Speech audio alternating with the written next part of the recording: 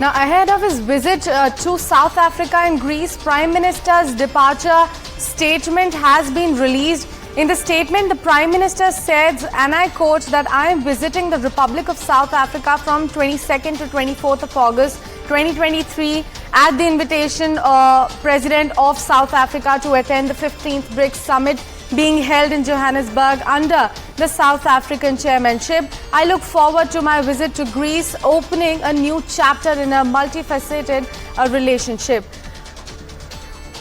I have CNN News 18 Siddhant joining me live early morning on this broadcast as well. Siddhant, a very good morning to you. Could you give us more details about this breaking news that we just gave to our viewers? Well, yes, that's right. So in some time from now, PM will leave for Johannesburg, and before that, we are getting this statement that has been released by Prime Minister's office, and perhaps this statement confirms that PM has accepted His Excellency Mr. Cyril Ramaphosa, the President of South Africa's invitation to attend 15th BRICS Summit in personal capacity. India also has been pursuing a strong cooperation agenda across various sectors.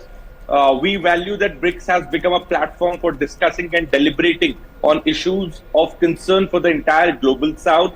During my stay in Johannesburg, I will also participate in BRICS Africa and BRICS Plus. So other than the BRICS leaders retreat, there are going to be two other programs which Prime Minister Modi is going to attend. He is also talking about that.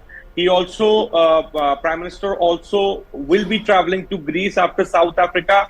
He in fact mentions that, and is going to have a diaspora engagement in Greece. So this is the statement that has been released by Prime Minister's office before his departure to Johannesburg. Now, BRICS is something which is there was a lot of news piece articles which were being written by section of media that Prime Minister Modi is going to skip the BRICS Summit in Johannesburg in personal capacity. India has reservations to the expansion of BRICS. India is not comfortable with the dominance of China in BRICS. India is not comfortable with the the negotiations over trade in local currency. So these were some of the key agendas which were being reported by a lot of Western media, international media. But Prime Minister Modi has put an end to all of these speculation in a single go on that very day when he spoke to the President of South Africa, and perhaps confirmed that he is going to go to Johannesburg to attend the BRICS Summit in personal capacity. Now, BRICS is seen as India's India's approach towards the other bloc. BRICS is also seen as an economic grouping where 5 powerful economies are coming together without any country from the West. BRICS is also seen as something parallel to G7. So these are some general perception for BRICS. But from very beginning itself, India has been committed to the BRICS Summit. Since last 3 years, because of the COVID, because of the situation, the summits have been taking place virtually. Perhaps for the first time since COVID, the leaders are going to meet in Johannesburg. Vladimir Putin is not going to attend in personal capacity, obviously, because of the warrant from the International Criminal Court of Justice, but he is going to connect virtually. So it's going to be a very important summit for Prime Minister Modi, and perhaps Xi Jinping is also going to be there, the Chinese president. So there could be a possibility of bilateral taking place between Prime Minister Modi and Prime Minister Xi Jinping. If that happens, then that's something very unprecedented, because we have seen that in the last few years, both leaders didn't sit down for the talks. Siddhant, I'll have to interrupt you over there because I have CNN News 18's Abhishek Jha joining me live on the broadcast as well. Abhishek, As we were talking to Aman as well, expansion is one thing that is going to be on the table. Could you explain more about the supplementary topics that are going to be discussed in this BRICS summit? Of course, see, on this BRICS Summit, the current geopolitical situation and the economic dynamic that has been disrupted in the wake of COVID pandemic, and on the top of that, the Russia-Ukraine conflict is going to be one of the key agenda items.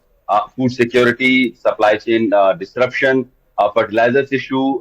Especially this food security and fertilizers issue is very important because the grouping broadly represents the southern global south that we call, and also the number of countries that are going to be participant or the delegation level.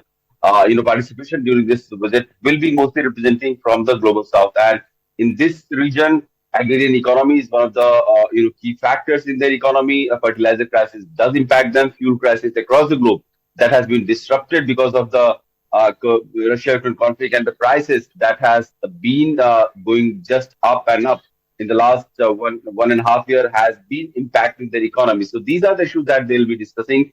Of course, this is a developmental block where the internal economic cooperation is also discussed. Expansion is one of the major agenda that this time is going to be discussing. These member groupings are going to discuss. Initially, it was reported that India was insistent on having an expansion of the grouping, but now officially India has stated its position that it is not averse to the idea of expansion of the group or including more members in the grouping, but only the guidelines or the rules that has been laid out how a member could be part of this BRICS nation grouping that should be followed, and that charter would be followed, and then only any country can be part of it. Currently, it is being reported that about 22 nations have applied for the membership of BRICS grouping. These nations range from countries from in the Gulf to European countries as well, and that kind of explains how important this grouping has become. And to see in the future that if the expansion of the group happens and more countries are included, it could very well be also used as a force, as an economic or a strategic force, counterbalancing the G7 grouping that has been mostly representing the global north or the developed countries around the world.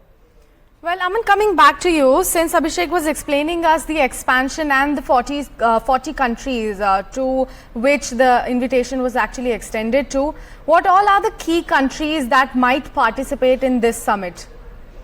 Well, all the major BRICS countries are there, and the applications, as Abhishek was expanding, that about 23 large number of countries have expressed their interest in the expansion of the BRICS. So I think a key change is actually here is that India very clearly, as Abhishek was saying, putting out now very clearly that India has a positive intent on the expansion of the BRICS. It has an open mind. That is what the term that was used by the Foreign Secretary yesterday. I think that is very important because there have been these speculations that India is not in favor of the BRICS expansion. So that India has very clearly played out now that India is completely as a positive intent and open mind to BRICS expansion, and that in fact would see some positive discussions at the BRICS summit this year.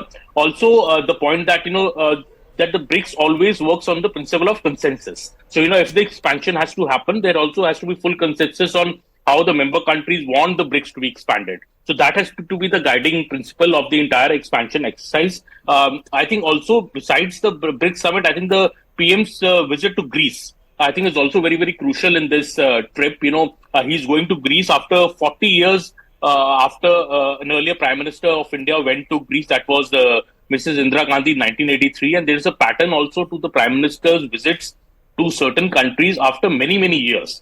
So, there's an example of Greece where an Indian PM is going after 40 years. There was the example of Egypt where an Indian PM went after 26 years in Mr. Narendra Modi.